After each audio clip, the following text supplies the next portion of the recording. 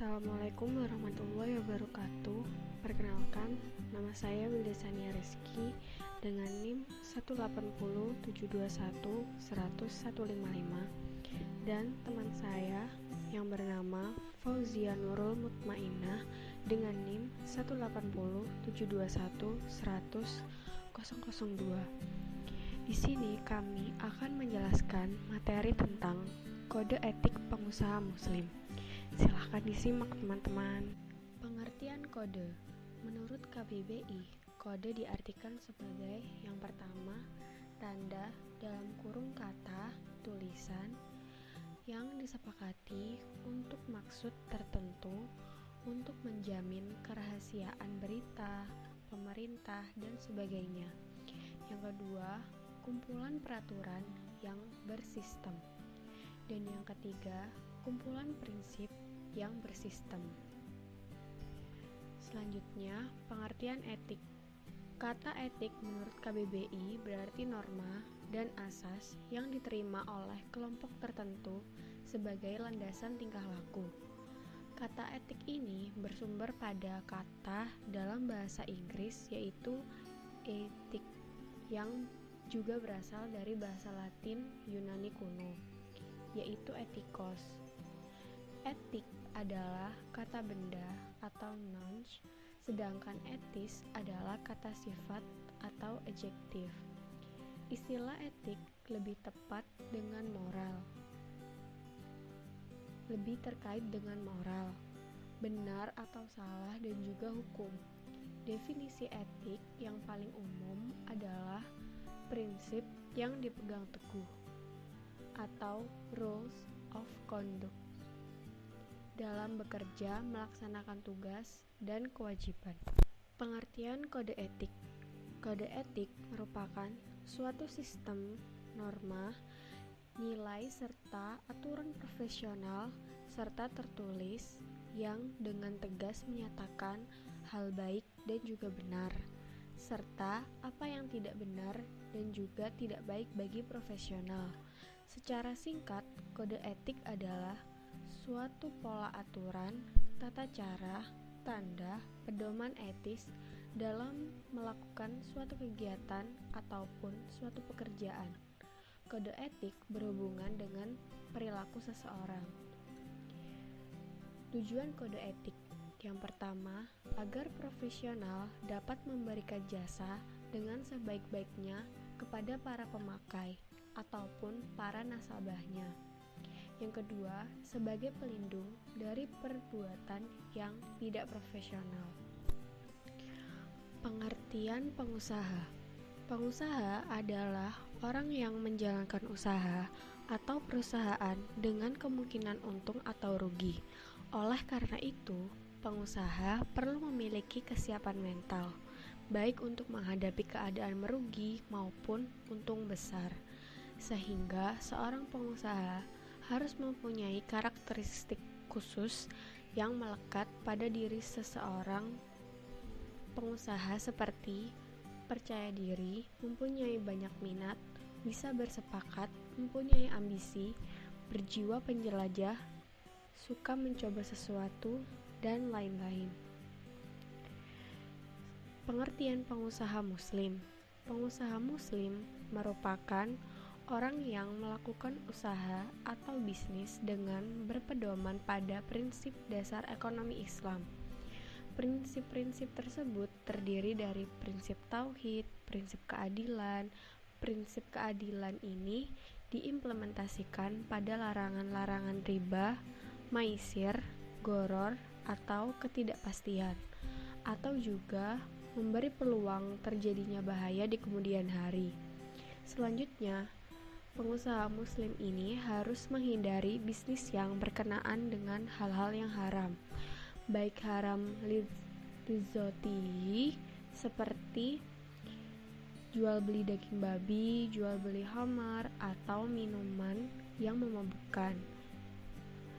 Selain itu juga harus menghindari bisnis yang haram lighairihi seperti jual beli barang curian, jual beli jual beli hasil korupsi, dan segala macam bisnis yang dilakukan dengan cara yang tidak benar menurut prinsip Islam. Kode etik pengusaha menurut pandangan Islam. Kode etik pengusaha menurut pandangan Islam adalah suatu aturan main perdagangan Islam yang menjelaskan berbagai etika yang harus dilakukan oleh para pedagang muslim dalam melaksanakan jual beli, dan diharapkan dengan menggunakan serta mematuhi etika perdagangan Islam tersebut, suatu usaha perdagangan dan seorang muslim akan maju dan berkembang pesat lantaran selalu mendapat berkah dari Allah Subhanahu wa taala di dunia maupun di akhirat. Etika perdagangan Islam menjamin baik pedagang maupun pembeli masing-masing akan saling mendapatkan keuntungan.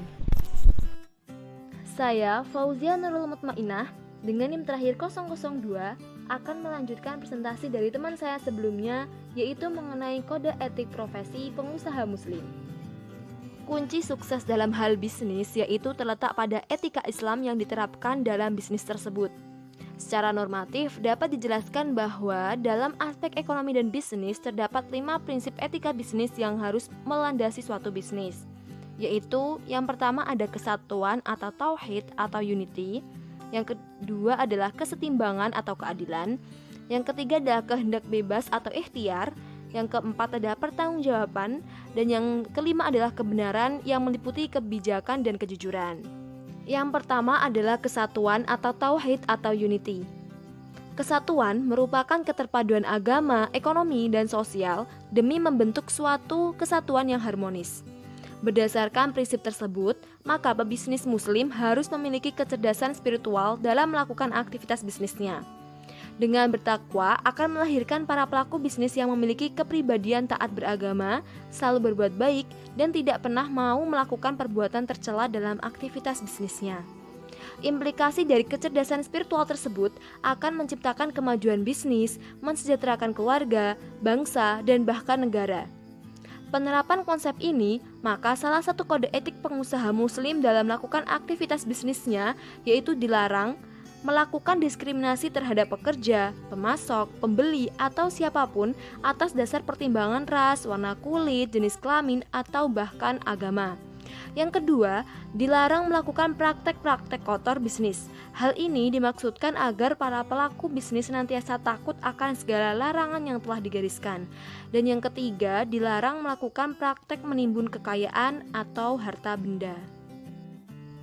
Yang kedua yaitu kesetimbangan atau keadilan. Sebagaimana firman Allah dalam Quran Surat Al-Isra ayat 35 yang berbunyi, Bismillahirrahmanirrahim, wa auful kaila idza qiltum wazinu bil qistosil mustaqim dzalika khairu wa ahsanu ta'wila, yang artinya, dan sempurnakanlah takaran apabila kamu menakar, dan timbanglah dengan neraca yang benar, itulah yang lebih utama bagimu dan lebih baik akibatnya.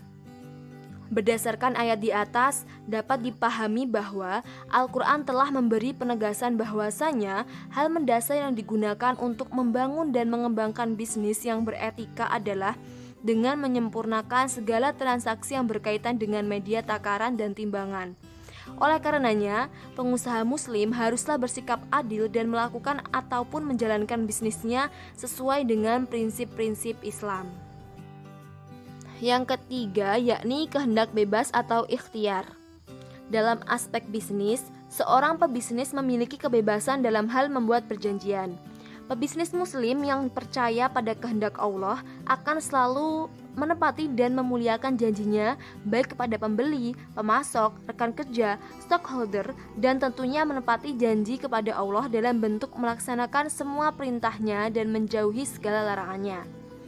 Pelaku bisnis yang tidak bisa memenuhi janjinya dapat dikatakan sebagai golongan orang yang munafik. Terlebih di era informasi yang terbuka dan cepat seperti sekarang ini, mengingkari janji dalam dunia bisnis sama halnya dengan menggali kubur bagi bisnisnya sendiri. Karena dalam waktu singkat, para rekan bisnis akan mencari mitra kerja yang dapat dipercaya. Dari konsep inilah, lahir kode etik bahwa seorang pengusaha muslim bebas melakukan segala hal untuk memajukan usahanya dengan batasan-batasan hukum Islam. Yang keempat adalah pertanggungjawaban. Untuk memenuhi segala bentuk kesatuan, keadilan, dan setelah melaksanakan segala aktivitas bisnis dengan berbagai bentuk kebebasan, bukan berarti semua selesai saat tujuan yang dikehendaki tercapai, atau ketika sudah mendapatkan keuntungan. Semua itu perlu adanya pertanggungjawaban atas apa yang telah pebisnis lakukan, baik itu pertanggungjawaban ketika ia bertransaksi, memproduksi barang, menjual barang, melakukan jual beli, melakukan perjanjian, dan lain sebagainya. Oleh karenanya, pengusaha muslim harus memiliki sifat tanggung jawab untuk mempertanggungjawabkan tindak tanduknya dalam memajukan usahanya. Yang terakhir atau yang kelima yaitu adalah kebenaran. Kebenaran dalam hal ini mengandung dua unsur, yaitu kebijakan dan kejujuran. Sikap benar berarti selalu melandaskan ucapan serta tindakan berdasarkan ajaran Islam. Sikap bijak berarti tindakan yang dapat memberi keuntungan atau manfaat bagi orang lain. Sementara sikap jujur merupakan kesinkronan antara apa yang ada di hati dengan perbuatan. Allah memerintahkan kepada umatnya untuk berlaku jujur dan menciptakan lingkungan yang jujur. Aplikasinya, menurut Al-Ghazali terdapat 3 prinsip kebajikan, yaitu yang pertama, memberi kelonggaran waktu kepada pihak terutang untuk membayar utangnya. Yang kedua, menerima pengembalian barang yang sudah dibeli. Dan yang terakhir, membayar utang sebelum waktu penagihan tiba. Selanjutnya yaitu manfaat kode etik profesi bagi pengusaha muslim. Etika profesi di dalam pelaksanaannya mempunyai manfaat, mengingat etika ini merupakan kesatuan landasan etik atau filosofis yang berkaitan dengan perilaku maupun ucapan mengenai hal-hal yang diwajibkan, dilarang, patut atau tidak patut dilakukan oleh seorang pekerja atau seorang profesi yang berkaitan dengan tugas, wewenang, dan tanggung jawab terhadap jabatan dan diri mereka masing-masing. Sehingga sangatlah jelas bahwa semua yang sudah ada dalam etika profesi atau kode etik mempunyai manfaat yang sangat besar dalam membantu penggunanya dalam melaksanakan tugasnya. Dan yang kedua, untuk membatasi apa yang boleh dan apa yang tidak boleh dilakukan sesuai dengan syariah. Dan yang ketiga, untuk memelihara dan menjaga kesejahteraan diri sendiri dan orang lain. Dan yang terakhir, menjadikan kegiatan kita tidak hanya berorientasi pada keuntungan, namun juga falah atau kebahagiaan di akhirat. Sekian presentasi dari kami, kurang lebihnya mohon maaf. Billahi taufik wal hidayah. Wassalamualaikum warahmatullahi wabarakatuh.